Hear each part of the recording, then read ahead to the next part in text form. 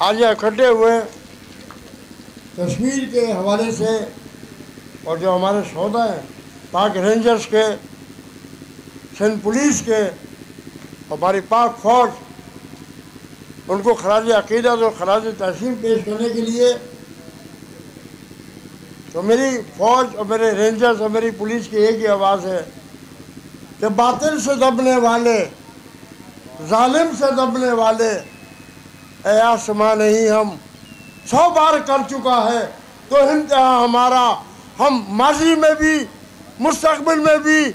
और आपने हमारा जज्बा देखा, अब ये 1971 नहीं है जो उन्होंने बैनुल अक़वामी साजिशों के तहत मेरे मुल्क को 2 हिस्सों में तकसीम किया।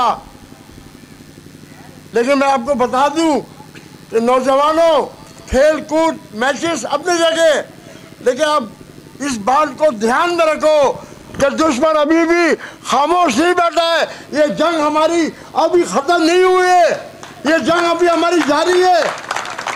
वो जो पाकिस्तान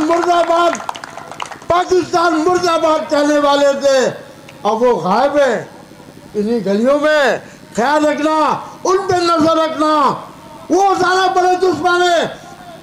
इंडिया तो है, लड़ लेंगे उससे, पहले भी उसको सबक सिखाया है और भी सिखा देंगे। उनके तैयारों को अपने मुल्क में यहाँ निशाना बनाया मेरी पाक एयरफोर्स ने।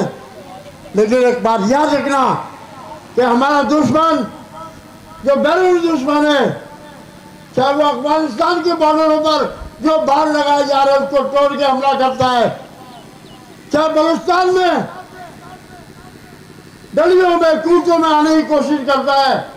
और वो सही किसी ने कहा कि ये लोग रात भर जागते हैं। एजुकेशन जितने हमारे अफसरान हैं उनका और तहे दिल से आप सबका शुक्रगुजार हूँ कि आपने कश्मीर को याद रखा और कश्मीर भूलेगा नहीं।